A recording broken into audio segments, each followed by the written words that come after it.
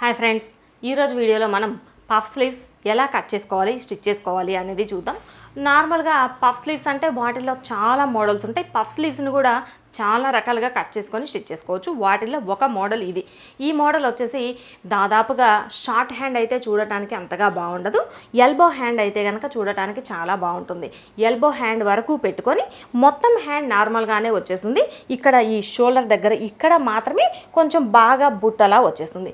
ఈ model puff హ్యాండ్ని ఎలా కట్ చేసుకోవాలి, స్టిచ్ చేసుకోవాలి అనేది చూసేద్దాం. మన ఈ వీడియోని స్టార్ట్ చేయబోయే ముందుగా మన వీడియోని ఫస్ట్ టైం చూస్తున్నట్లయితే మన ముద్ర వీడియోస్ ఛానల్ సబ్స్క్రైబ్ చేసుకోండి. పక్కనే ఉన్న బెల్ బటన్ క్లిక్ చేసినట్లయితే మనం కొత్త వీడియోస్ ఎప్పుడూ అప్లోడ్ చేసినా ముందుగా మీకు నోటిఫికేషన్ వస్తుంది. వీడియో నచ్చినట్లయితే లైక్ చేయండి, మీ ఫ్రెండ్స్కి షేర్ చేయండి. ఇప్పుడు మనం పఫ్ హ్యాండ్స్ని ఎలా కట్ చేసుకోవాలి, స్టిచ్ చేసుకోవాలి అనేది చూద్దాము. మనకి ఎల్బో స్లీవ్స్ కట్ చేయడానికి ఫస్ట్ స్లీవ్స్ పొడవు ఎంత ఉంది అనేది చూసుకోవాలి.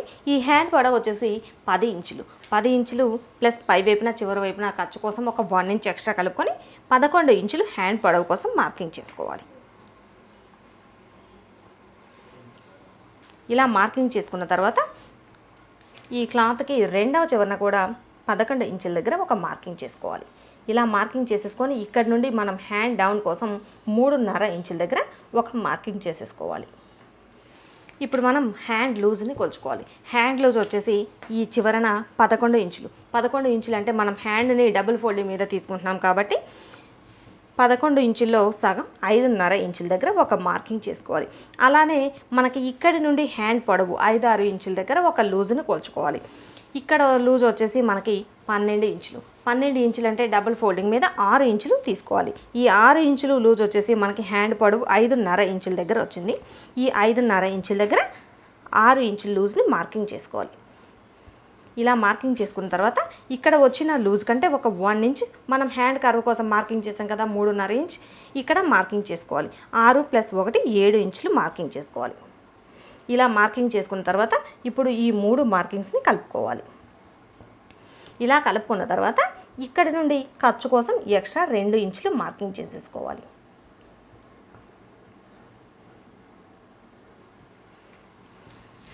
ఇప్పుడు మనం నార్మల్గా హ్యాండ్కి ఎలా అయితే కర్వ్ తీస్తామో సేమ్ అదే విధంగా హ్యాండ్ పీస్కి కర్వ్ తీసేసుకోవాలి. ఇక్కడ నుండి స్ట్రైట్గా ఒక 1 ఇంచ్ దగ్గర వరకు తీసి ఇక్కడ నుండి కొంచెంగా హ్యాండ్ డౌన్ కోసం మార్కింగ్ చేసుకోవాలి. ఇది వచ్చేసి మనకి నార్మల్గా ఎల్బో హ్యాండ్ వచ్చేస్తుంది. అదే మనం పఫ్ స్లీవ్స్ని కట్ చేసుకోవాలి అంటే ఇది మొత్తం ఇదే ప్రాసెస్, కొంచెం మార్చుకోవాల్సి ఉంటుంది. ఇక్కడ మనం ఒరిజినల్గా హ్యాండ్ పొడవు మార్కింగ్ చేసాం కదా, ఈ మార్కింగ్ దగ్గర నుండి మనకి ఈ పఫ్ కోసం 2.5 ఇంచుల దగ్గర ఒక మార్కింగ్ చేసుకోవాలి పై వైపునకు. ఈ మార్కింగ్ దగ్గర నుంచి పై వైపునకి మార్కింగ్ చేసుకొని ఇక్కడి నుండి 2.5 ఇంచుల దగ్గర ఒక మార్కింగ్ చేసుకోవాలి. ఇక్కడ నుండి ఇలా స్ట్రైట్గా డ్రా చేసుకోవాలి.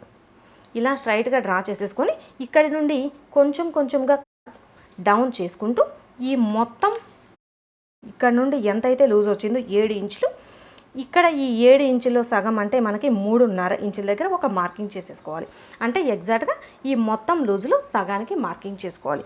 ఇప్పుడు మనం ఇలా స్ట్రైట్గా డ్రా చేసిన తర్వాత ఇక్కడి నుండి ఈ మార్కింగ్ దగ్గర వరకు ఇలా కర్వ్ తీసేసుకోవాలి.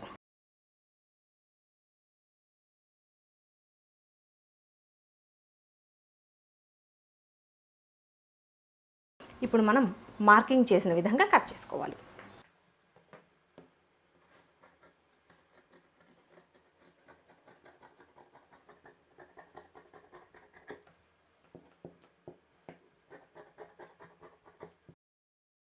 ఇలా కట్ చేసుకున్న తర్వాత ఈ పీస్కి మధ్యలో ఒక చిన్న టక్స్ పెట్టేసుకోవాలి. టక్స్ పెట్టేసుకొని ఇప్పుడు ఈ హ్యాండ్ పీస్ని ఓపెన్ చేసుకోవాలి. ఓపెన్ చేసుకొని ఫ్రంట్ పార్ట్లో మనం ఎలా అయితే లోతు తీసుకుంటామో సేమ్ అదే విధంగా లోతు తీసుకోవాలి. కాకపోతే ఇక్కడ మనం ఈ రౌండ్ తీసాం కదా, ఈ మార్కింగ్ ఇక్కడ వరకు మాత్రమే మనం ఫ్రంట్ పార్ట్లో లోతు తీసుకోవాలి. ఈ పై వైపున ఏమీ లోతు తీయాల్సిన అవసరం లేదు.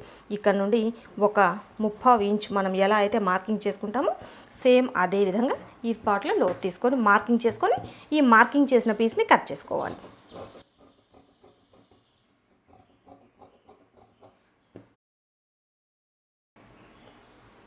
ఇలా మనం లైనింగ్ పీస్ని కట్ చేసుకున్న తర్వాత సేమ్ ఇదే సైజులో బ్లౌజ్ పీస్ని కట్ చేసుకోవాలి. ఇలా ఈ లైనింగ్ పీస్ సైజులో బ్లౌజ్ పీస్ని కట్ చేసుకోవాలి. ఇప్పుడు ఈ హ్యాండ్ని ఎలా స్టిచ్ చేసుకోవాలి చూద్దాం. లైనింగ్ పీసు ఈ హ్యాండ్ పీస్ రెండింటిని కలిపి ఫస్ట్ చివరన ఒక కుట్టేసేసుకొని ఈ లైనింగ్ పీస్ని లోపలికి ఫోల్డ్ చేసుకోవాలి.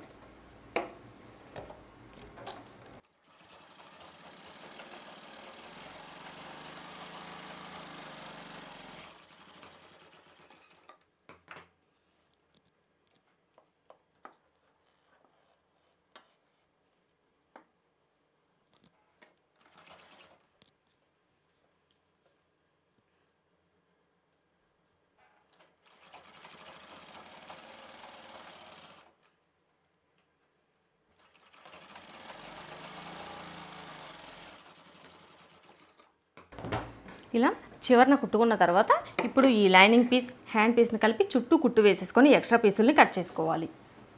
ఇలా లైనింగ్ పీస్ని హ్యాండ్ పీస్ని చుట్టూ కుట్టు వేసుకొని ఎక్స్ట్రా పీసుల్ని కట్ చేసుకున్న తర్వాత ఇప్పుడు మనం ఈ హ్యాండ్కి ప్రిల్స్ని పెట్టుకోవాలి.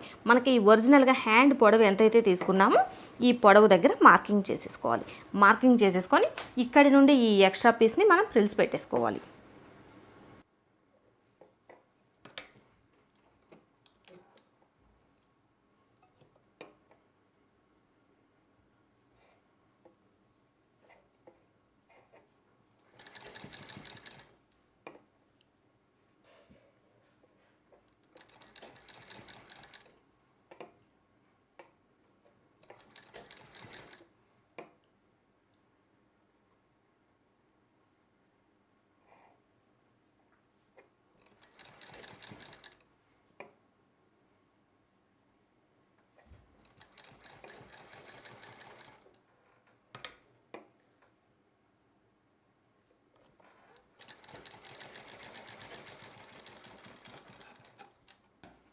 ఈ విధంగా ఈ మార్కింగ్ వరకు ప్రిల్స్ పెట్టుకున్న తర్వాత ఇప్పుడు మనం ఇలా ప్రిపేర్ చేసుకున్న ఈ హ్యాండ్ని బ్లౌజ్కి జాయిన్ చేసేసుకోవాలి.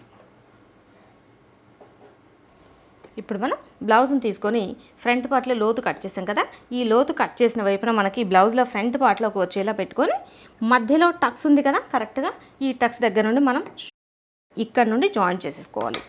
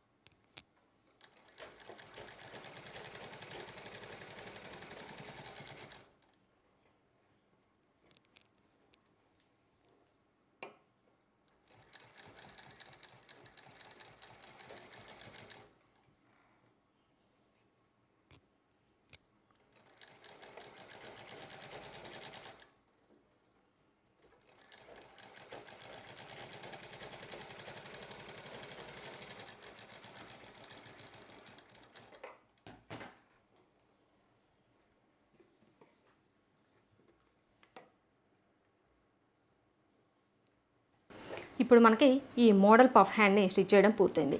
ఈ విధంగా మొత్తం హ్యాండ్ అంతా నార్మల్గా వచ్చేసి ఇక్కడ షోల్డర్ జాయింట్ దగ్గర మాత్రమే ఎక్కువ పఫ్ వచ్చేలా చాలా అంటే చాలా ఈజీగా ఈ మోడల్ పఫ్ హ్యాండ్ని కట్ చేసుకొని స్టిచ్ చేసుకోవచ్చు.